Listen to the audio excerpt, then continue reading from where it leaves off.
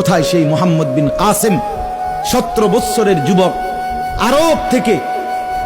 আরব জাহান থেকে আসছে ভারতে, সিন্ধু প্রদেশে দেবল রাজার এলাকায় একজন বোনকে একজন ডাকাত, জলদস্যু,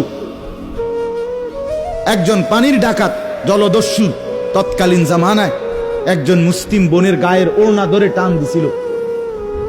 তখন ওই বোন চিঠি পাঠাইছিল হাজ্জাজ ইবনে ইউসুফের কাছে আরব দেশে, হাজ্জাজ, তুমি বেঁচে থাকতে তোমার মুসলিম বোনের গায়ের ওড়না ধরে টান দিছে বেঈমান কাফের, তুমি এর বদলা নিবা কিনা আমি শুনতে চাই।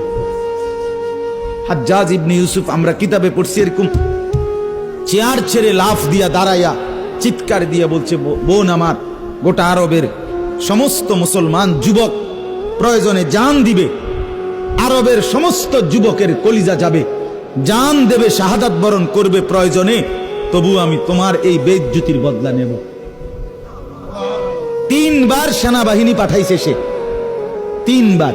প্রথম 2 বার পরাজিত হইছে মুসলিম বাহিনী, তৃতীয়বারে নিজের একমাত্র মেয়ের জামাই মুহাম্মদ ইবনে কাসেম রাহমাতুল্লাহ আলাইহি, এই উনারে দিয়া এরপরে এই সিন্ধু দেবল রাজাকে পরাজিত করে ওই বোনকে জেলখানা থেকে উদ্ধার করছে এবং এই হিন্দু রাজার এলাকায় কালেমার পতাকা উড়াইয়া দিছে।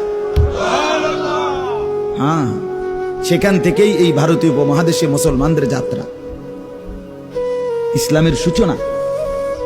এক বোনের ইজ্জতের জন্য ধর্ষিতা হয় নাই, কাপড় টান দিছে কেন? খলিফা মুতাসিম বিল্লাহ, এক ইহুদি, খলিফা মুতাসিম বিল্লাহ, মুসলমানদের একজন খলিফার নাম উমাইয়া খলিফা। ওনার আমলে একজন মহিলা ইহুদিদের এলাকায় গেছিল, বাজারে, পর্দানসীন বোরখাওয়ালা নারী।